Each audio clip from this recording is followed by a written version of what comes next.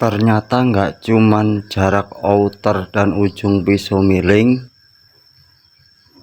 serta gapet berikut carangan dan juga aspoliser yang nggak senter yang membuat beras saat diproses remuk jika kondisi di pecah kulit terlihat bagus.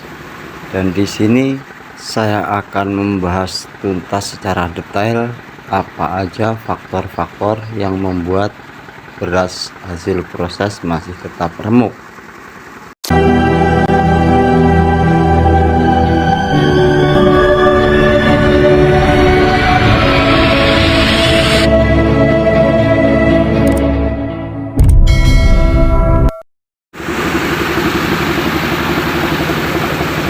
Assalamualaikum warahmatullahi wabarakatuh. Salam jumpa kembali teman-teman dengan kami di Logowo TV channel yang bahas seputar alat pertanian yang berupa mesin selip padi keliling ataupun mesin poles beras yang kerap dioperasikan menggunakan mesin diesel 24 PK 1 silinder.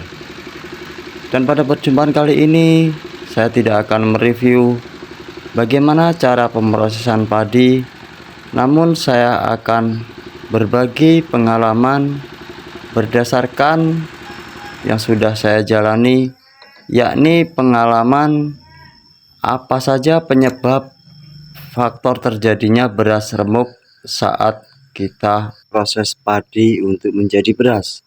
Memang untuk mengatasi terjadinya hancurnya beras saat diproses itu sangat banyak sekali faktornya. Di antaranya dari pisau miling maupun ujung pisau miling ke outer. Memang jarak ujung pisau miling ke outer itu sangat perlu untuk kita ketahui berapa jarak idealnya dari ujung pisau miling ke outer. Makanya sering terjadi di sini ujung pisau miling, maksud kami ujung pisau miling ini dengan outer itu sering terjadi jaraknya terlalu jauh dikarenakan outernya udah aus karena sudah lama dipakai ataupun dipergunakan.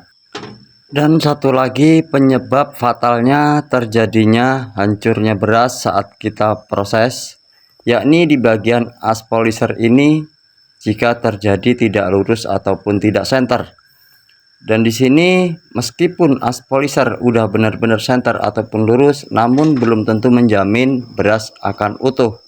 Dan nanti kita bahas sebagai topik utama pembicaraan pada perjumpaan kita kali ini. Selanjutnya, sambil menunggu saya membuka poliser ini, tak lupa saya ingatkan buat teman-teman ataupun pemirsa yang ingin menyimak tutorial seputar poliser ataupun poles beras, silahkan simak di channel ini pada playlist yang telah kami sediakan.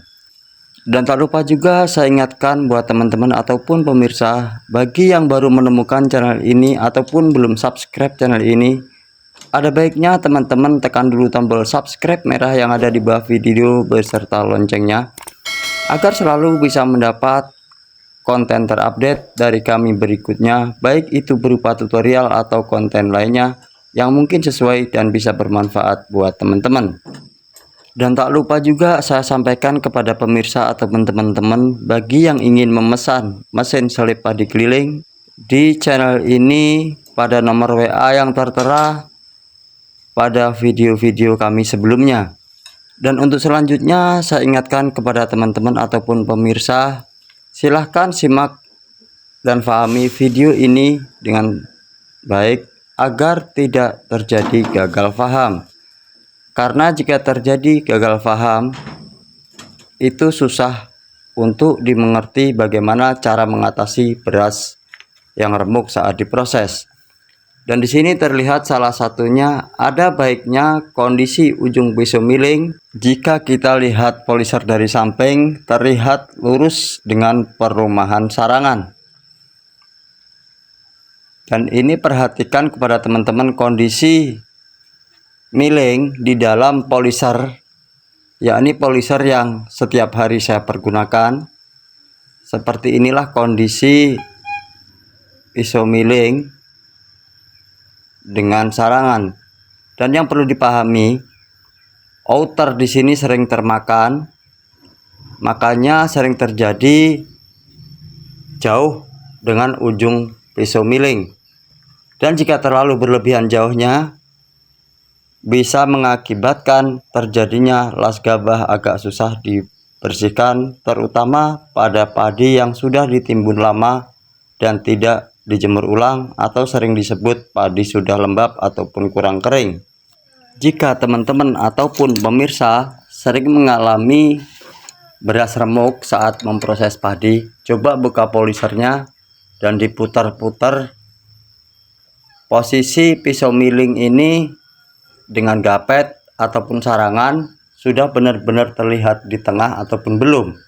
Karena jika belum terlihat di tengah, itu bisa kemungkinan as polisher belum senter ataupun terjadi agak bengkok, dan bisa juga pisau milingnya tebal sebelah. Bisa juga terjadi kelaher punya teman-teman sudah oblak ataupun udah aus, sehingga dia geser ke samping saat buat proses dan mengakibatkan beras rawan remuk juga. Tempo hari ada yang tanya, berapa jarak ideal posisi pisau miling dalam poles? Itu kalau menurut saya itu sebenarnya dibilang penting ya penting, dibilang enggak ya enggak juga. Karena seumur saya mempergunakan polisher, itu saya tidak pernah mengukur. Karena hampir rata-rata jika miling baru dan juga gapet baru, itu ukurannya tidak akan mepet selagi as polishernya lurus. Dan disitu tidak perlu diukur karena sudah dari sananya sudah diukur oleh pabriknya. Terkecuali jika terjadi pisau milingnya tebal sebelah, itu baru teman-teman servis pisaunya biar tidak terjadi mepet sebelah dan bisa menimbulkan getaran polisher yang sangat luar biasa. Sekarang saya copot dulu ini sarangan berikut perumahannya, biar nanti saya bisa lebih enak menjelaskan posisi miling dengan outer dan juga pisau miling yang sering menyebabkan terjadinya rawan beras remuk. Nah, ini perhatikan pada teman-teman, miling yang saya pegang, usahakan jarak ujung pisau miling ke outer ini jangan kurang dari 8 mm dan juga jangan lebih dari 10 mm. Karena jika lebih dari 10 mm, itu nanti saat teman-teman memproses padi yang sudah lembab ataupun padi yang agak kurang kering, itu susah membersihkan lasnya. Lalu apa yang terjadi jika ujung pisau miling ke outer terlalu dekat?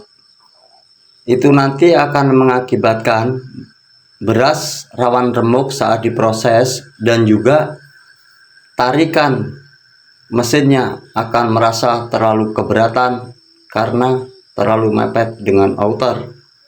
Dan teman-teman perlu memangkas bagian ujung pisau miling yang bertemu dengan outer.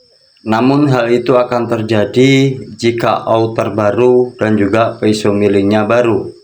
Lalu bagaimana jika gapet baru dan juga miling baru yang ukurannya agak besar lingkarannya? Itu teman-teman bisa pangkas permukaan pisau miling ini kanan kiri, karena itu akan terlalu dekat dengan gapet nantinya saat kita pasang. Dan ini saya tunjukin bagian ujung pisau miling ke outer yang perlu dipangkas. Ini di bagian ujungnya sini cukup dikit aja, jangan terlalu banyak-banyak. Sekiranya sudah tidak remuk, jangan diteruskan.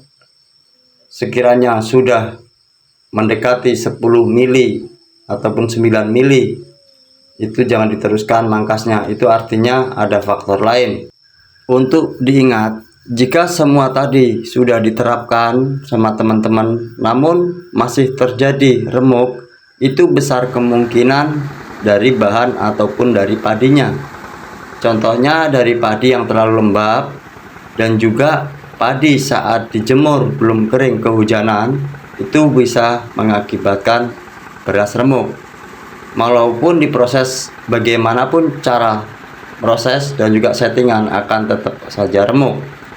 Intinya, di samping settingan polisher dan juga bahan padinya pun harus mendukung untuk mencapai hasil beras yang utuh-utuh ataupun tidak remuk. Oke teman-teman, saya kira cukup sekian penjelasan dari kami mengenai beras rawan remuk berdasarkan pengalaman yang sudah saya jalani. Untuk selanjutnya, jika ada kurang lebihnya saya pribadi mohon maaf. Terima kasih banyak sudah menonton. Salam jumpa di lain waktu. Sekian dan wassalamualaikum warahmatullahi wabarakatuh.